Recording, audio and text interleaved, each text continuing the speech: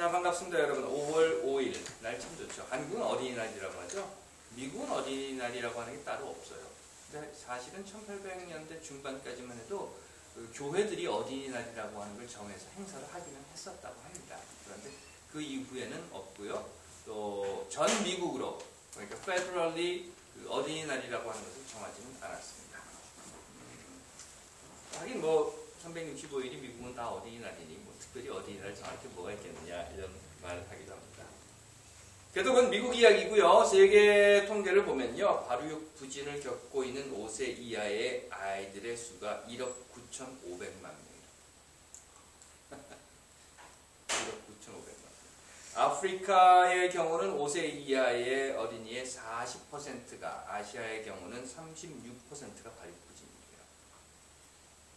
그리고 영양실조, 심각한 문제죠. 영양실조, 13%의 개발도상국 5세 이하의 어린이들이 영양실조로 고통을 받고 있고, 이 중에 한 2,600만 명에 이르는 아이들은 영양실조로 해서 2010년에 사망을 했다고 합니다. 세계 5세 이하 아이들 중에 1억 2천만 명이 체중 미달이고요. 사실은요, 미국도 마찬가지예요. 미국이 2011년 통계해 보니까 1,600만. 그래서 대략 미성년자의 22%가 빈곤층이라고 합니다. 그래서 2010년 한 해에요, 1,400만 명의 아이들이 학교를 통해서 급식을 받았는데, 여름방학이 되면 이 아이들에게 어떻게 급식을 줄 것인가, 그걸 지금 고민하고 있고요. 그런가 하면 미국 10대의 31%가 체중 비만이다.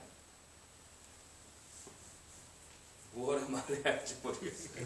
이걸 어떻게 이해를 해야 할지. 그렇다 하더라도 기도합시다. 기도하겠습니다. 하나님, 굶주리며 병든 아이들, 그 아이들을 지켜주시옵소서. 또한 눈 질끈 감고 기도만 하고 있는 어른들을 혼내주시어서 아이들을 위해 무엇이든 하게 하옵소서. 아멘. 예수라는 젊은이가 나타났다고 합니다. 복음서에 기록된 것에 근거하면 나이 30에 갑자기 벌떡 일어나가지고 광야로 가서 40일 동안 뭘 했는지 모르지만 성서는 시험을 받았다고 하고, 그것이 끝난 후에 갈릴리 해변가에 나타나서는, 더 정확하게는 갈릴리 호숫가인데요, 거기에 나타나서는 물고기 잡아서 잘 먹고 잘 살고 있는 사람들을 꼬드깁니다. 바람을 낳는 거예요. 그래가지고 베드로하고 그 동생인가 뭐 하여튼 뭐 안드레, 야고보, 요한 이런 사람들을 이제 꼬드겨가지고 나를 따라오너라 이랬다는 거예요. 잔뜩 바람이 든 베드로, 안드레, 야고보를 데리고 회당에 가서는 가르쳤답니다. 그런데 마가복음은요, 무슨 소리를 했는지는 기록이 되어 있지 않지만 예수가 뭔가를 가르치고 나니까 그 사람들의 반응이 이랬다는 거예요. 뭇사람이, 성서에 나오는 걸 그대로 읽어드리면, 뭇사람이 그의 교훈에 논란이 있는 그가 가르치는 것이 권위가 있는 자와 같고 서기관들과 같지 않았더라, 이런 겁니다. 물론 마태복음에서도 이 이야기는 해요. 그런데 마태복음은 회당에서 뭘 가르쳤다 이게 아니라 산상수훈이라고 하죠. 그렇다고 해서 높은 산에 올라간 것은 아니고 이렇게 동산 같은 데 앉아가지고 이야기를 해줬는데, 그 이야기를 하는 내용들이 뭐 여러 가지가 있었지만 그 중에 보면 뭐 비판을 받지 아니하려거든 비판을 하지 말아라, 좁은 문으로 들어가라, 뭐 아름다운 열매를 맺지 아니하는 나무는 찍혀버린다, 이런 이야기들을 하고, 그 이야기를 들은 사람들이 뭐라고 반응을 보였는가 하면 똑같이 이는 그가 가르치시는 것이 권위 있는 자와 같고 그들의 서기관들과 같지 않았다. 그래서 모두가 놀랐다. 이렇게 얘기합니다. 똑같은 얘기가 누가복음에도 나와요. 그런데 누가복음서에서는 뭐라고 이야기를 하는가 하면, 예수가 어느 날 갑자기 짠 하고서는 자기 고향인 나사렛 회당에 들어가서는 이사야서에 나와 있는 이사야서에 나와 있는 구절을 하나 읽어요. 근데 그 구절이 뭔가 하면, 주의 성령이 내게 임하셨으니 이는 가난한 자에게 복음을 전하게 하시려고 내게 기름을 부으시고 나로 보내서 포로된 자에게 뭐 이런 얘기를 다 합니다. 그리고 난 다음에 이사야 구절을 읽고 뭔가 듣기 싫은 소리를 좀 해대요. 그러자 회당에 있는 사람들이 모두 다 화가 나요. 뿔이 이렇게 나가지고는 일어나서 이걸 붙잡아다가 동네 밖에 낭떠러지에다 밀어 떨어뜨려 죽여버리자 그랬는데 성서는 뭐라고 나왔는가 하면 예수가 그들 가운데로 지나서 가셨느니라 이렇게 나와 있어요. 정확하게 상황은 우리가 다시 본다고 하면 잽싸게 도망쳤죠. 죽을까 봐서. 그리고 나서 갈릴리의 가버나움이라고 하는 곳으로, 그러니까 그러니까 자기 고향에서 좀 떨어진 곳에 가서 안식일에 가르쳤더니 그 동네 사람들이 그 가르침을 듣고서는 뭐라고 생각을 하는가 하면 놀라서 이는 그 말씀이 권위가 있기 때문이다. 이렇게 써 놓았습니다. 이런 기록을 미루어 보면요. 예수의 말이 마가와 마태의 기록은 권위를 살리기 위해서, 왜냐하면 어차피 이 복음서라고 하는 것이 예수가 그리스도다라고 하는 기독교적 배경을 가지고 쓰여진 것이라 보니까 무사람들이 그의 교훈에 놀라고 그가 가르치는 것이 권위 있는 자와 같고 서기관들과 같지 않다라고 이야기를 하기는 하지만 누가복음이 이야기하고 있는 전후 사정을 보면요. 이런 것이었어요.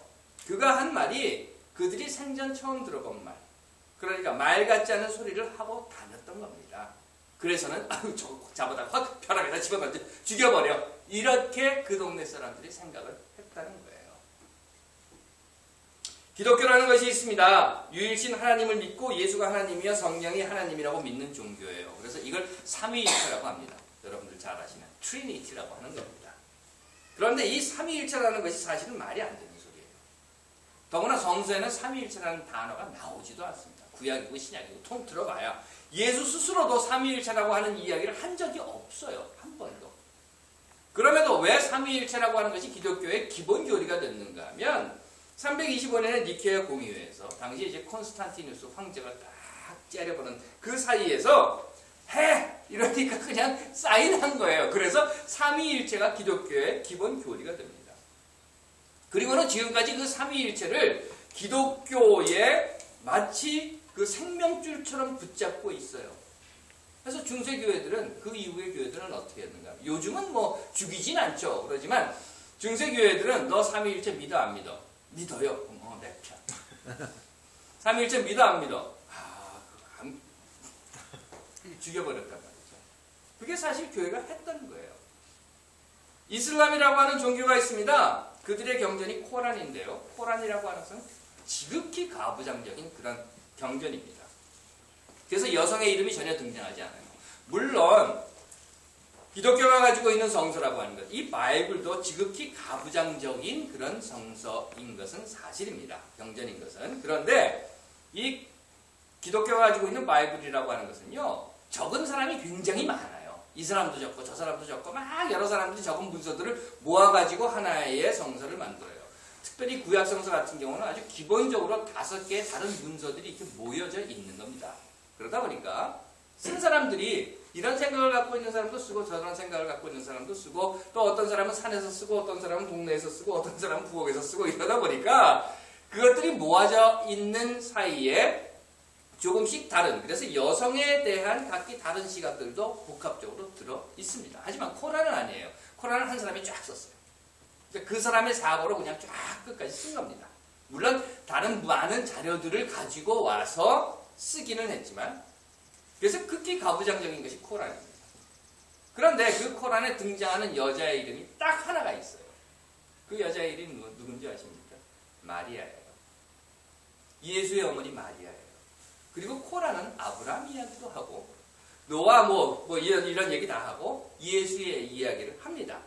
그런데 코란과 기독교의 성서가 예수와 마리아에 대해 이야기하는 것이 조금 달라요. 여러분들 잘 아시는 대로 기독교에서 이야기하는 마리아는 성령으로 잉태받아서 남편이 요셉이 하나 나오죠. 이 요셉이 이제 가디안인 거예요. 그리고 뭐 누가 호적을 하라 그래서 나사렛으로, 아니요, 죄송합니다, 베들레헴으로 갔는데 뭐 여관이 꽉 차서 뭐 마법관 나오고 뭐 말구유 나오고 동방박사 나오고 목자들이 왔고 뭐 별이 나오고 이렇게 됩니다.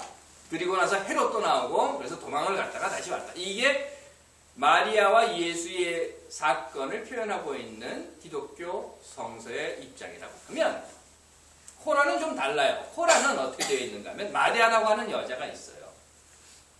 그 마리아에게 성령이 오셔서 내가 아이를 낳을 것이다 라고 해요. 그런데 문제는 마리아에게는 남편이 없어요. 홀몸인 거예요. 그래서 광야로 나갑니다. 광야에 나가서는 그곳에서 고통 중에 왜 그랬는지 모르겠지만 여하튼 대추나무 아래서 예수를 낳아요. 혼자서 낳는 거예요. 그리고 나서 그 낳은 예수를 데리고 마을로 들어옵니다. 유대 사회도 마찬가지였고 이슬람 사회도 마찬가지였고 결혼하지 않은 사람이 아이를 낳는다고 하면 그 사람들에게는 이런 말이 없었어요. 처녀가 아이를 낳아도 할 말이 있다. 이런 말이 없었어요. 그러니까 돌로 쳐 죽이는 겁니다. 특히나 유대 사회에 지금 성서가 이야기하고 있는 마리아는 요셉이 있잖아요. 그러니까 무슨 성령으로 잉태했든지 어쨌든지 간에 남편이 있으니까 괜찮았지만 코란이 이야기하는 마리아는 아무도 없어요. 자기 홀 단신 아이를 낳아서 마을로 데리고 들어옵니다. 그러자 동네 사람들이 돌로 쳐 죽이지요.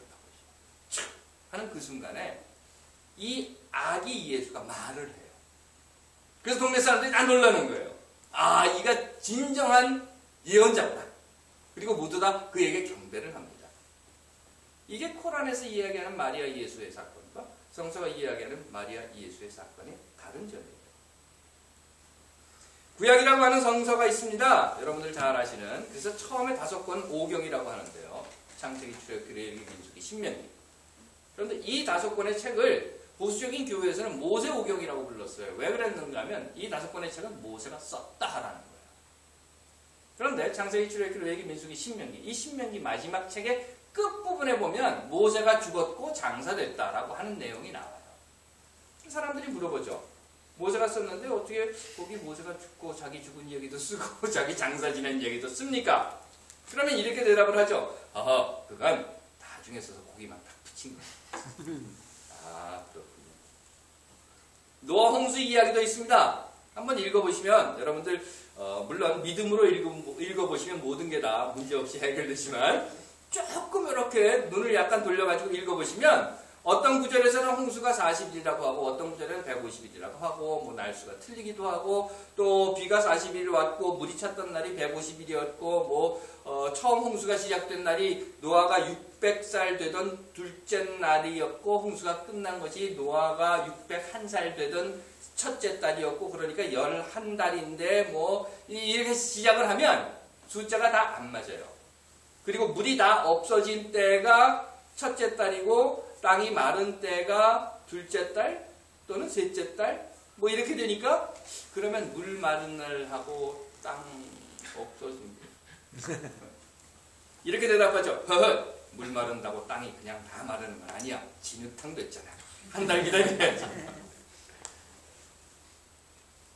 제가 이런 말을 하면 이단이라고 합니다.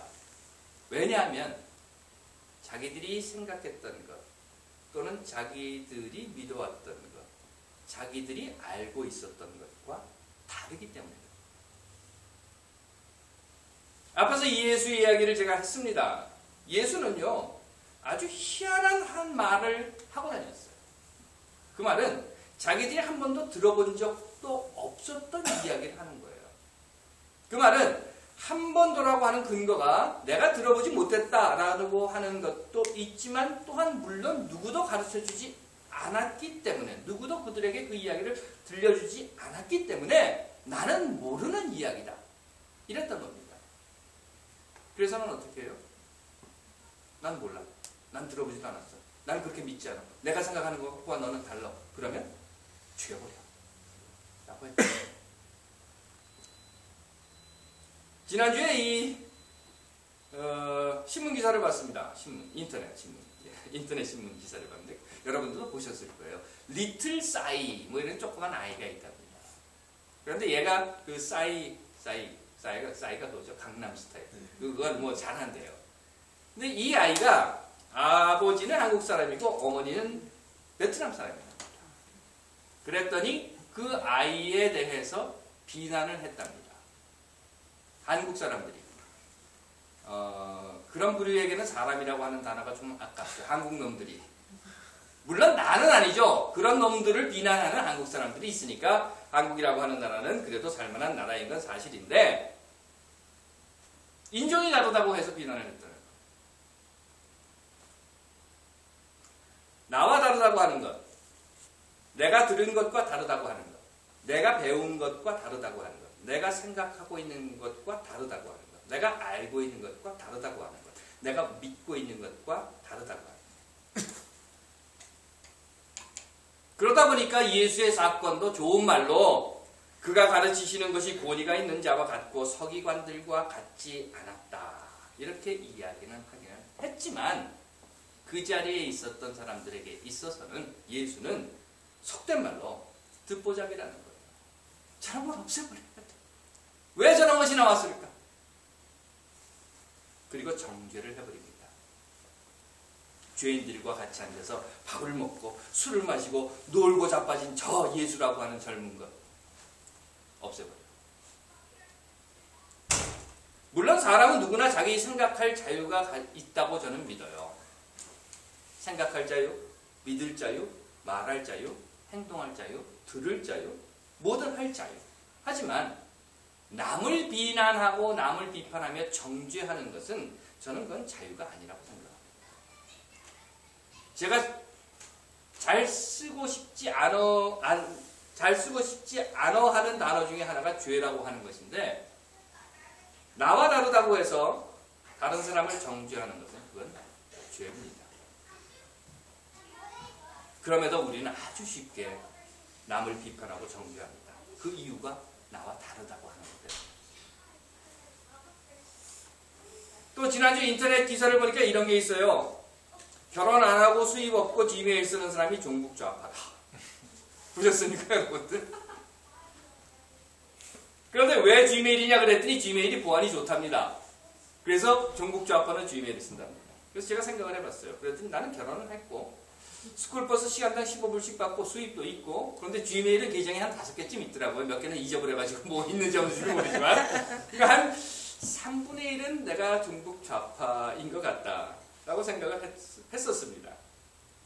그런데요, 정말 이 세 가지에 적절하게 아주 충분 조건 맞게 종북 좌파인 사람이 있었어요.